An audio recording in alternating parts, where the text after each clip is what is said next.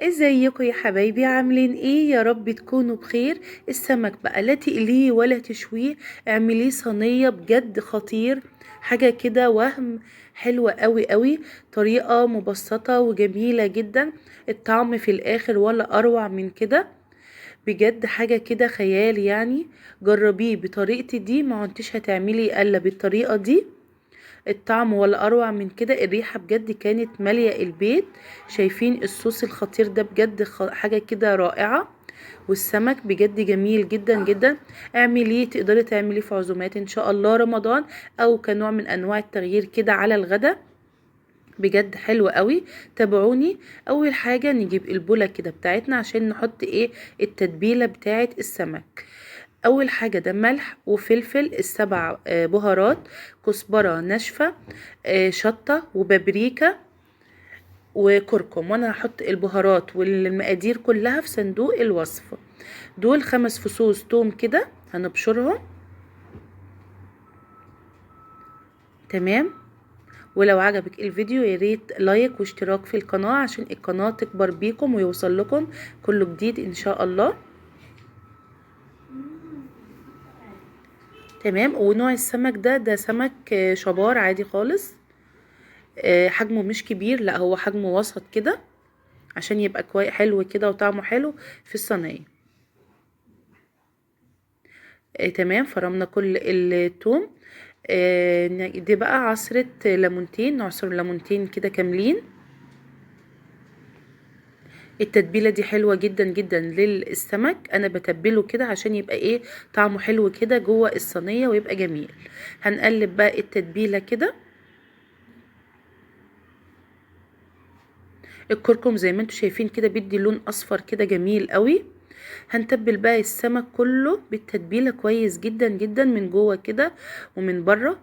هنغرقه كده من التتبيلة دي. البهارات اللي انا حطاها في السمك دي بجد كانت ريحتها رائعة. انا هحطها لكم كلها في صندوق الوصف. هنتبلهم كلهم كويس جدا جدا بالتتبيلة. جربوا الطريقة دي، انا متأكدة ان شاء الله ان هي هتعجبكم. حلو جدا. تبلت كله كده زي ما انتوا شايفين. هنسيبه بقى ايه كده على جنب. ونكمل بقية الخطوات. هنا بقى ده دقيق كده. حطيت السمك في الدقيق كده زي ما انتوا شايفين. هنعمل كل السمك بالطريقة دي. دي بقى الصينية اللي انا هعمل فيها الصينية السمك. دي الصينية هقلي فيها كده ايه؟ السمك انا مش هقليه، مش هقليه قلي كامل، لا. انا يعتبر بس بديله لون بس كده على النار. يعني يعتبر السمك هيبقى نص سوا.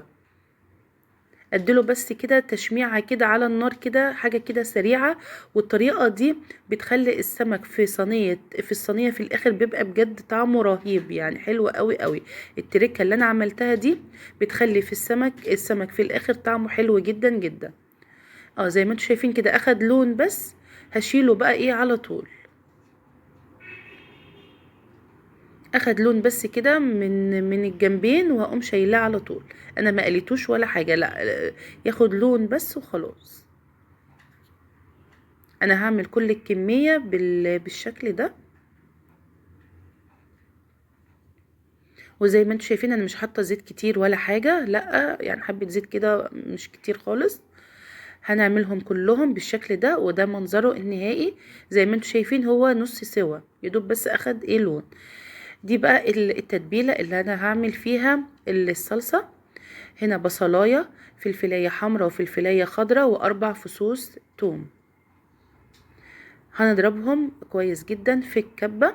تمام. بس انا ضفت عليها بقى ايه البهارات؟ ايه؟ ملح. ملح وفلفل وكزبرة وكمون بس كده. ملح وفلفل وكزبرة وكمون. هنضربهم كلهم بقى ايه في الكبة كده مع البهارات الجميلة دي. ما انا حطيت ملح وفلفل وكزبرة وكمون. تمام، ضربناهم كويس قوي في نفس الطاسة، في نفس الصينية اللي حمرت فيها السمك، حتى في نفس الزيت. انا بس كده خدت الزيت صفيته بس من الشوائب اللي كانت فيه وجبته تاني. تمام، هنشوح بقى البصل والفلفل والثوم دول كده لحد ما يتبلوا شوية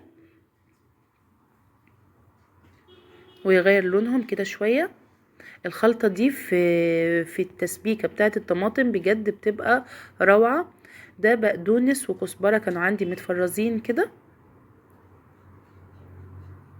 بيدي برضو طبعا ريحة كده حلوة جدا. هنقلبهم بقى ايه كده كلهم كده مع بعض. الخلطة دي بجد كان ريحتها تجنن، حلوة قوي قوي قوي.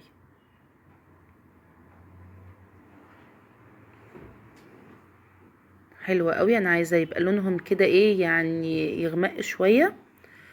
وبعدين هنضيف بقى عصير الطماطم زي ما انتوا شايفين كده. طبعا انا مش هحط اي بهارات لان ايه انا حطيت التوابل كلها مع البصل والفلفل في الكبة وهما بيتضربوا. تمام تمام، يعني هي مش محتاجة اي بهارات خالص. وطبعا السمك احنا تبلناه كويس جدا جدا في الاول.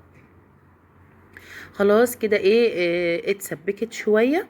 تمام، هنضيف بقى السمك زي ما انتوا شايفين كده غلوتين بس على النار، وبعدين هدخله الفرن على طول. يعني ما تصبريش عليه كتير على النار، لا هي غلوتين بالظبط كده مع الصلصة دي. وهدخله على طول الفرن تحت الشواية، يقعد ربع ساعة كده تحت الشواية. تمام، غلوتين بس على النار، ما تزوديش عن كده عشان السمك ما يتهريش منه. احط بس كده من ايه من الصلصة دي كده على السمك بتاعنا. انا ضفت شوية كده كزبرة على الوش، تدي طبعا طعم جميل قوي. رشة كزبرة ناشفة كده على السمك من فوق. تمام، خلاص طفيت عليه دخلته تحت الشواية، قعد ربع ساعة كده، طلع بالمنظر الروعة ده. بجد انا مش عايزة اقولك على الريحة، كانت بجد مغرقة البيت. الريحة كانت جميلة قوي قوي قوي، وشكله حلو جدا زي ما انتوا شايفين كده، واخد لون جميل جدا تحت الشواية. والسمك ما اتهراش وما حصلوش اي حاجة، وزي ما هو محتفظ بشكله جميل قوي. والصوص ده لوحده كفاية، الصوص ده بجد خطير يا جماعة، جربوه. جربوها بالطريقة دي وان شاء الله انا متأكدة ان هي هتعجبكم، هتعجب اي حد هيدوقها ان شاء الله. شايفين الجمال والحلاوة، شايفين اللون ولون الصلصة جميل قوي قوي قوي. جربوها بالطريقة دي وإن شاء الله هتعجبكم، وأشوفكم إن شاء الله على كل خير. ولو أعجبكم الفيديو ياريت لايك، ومع السلامة.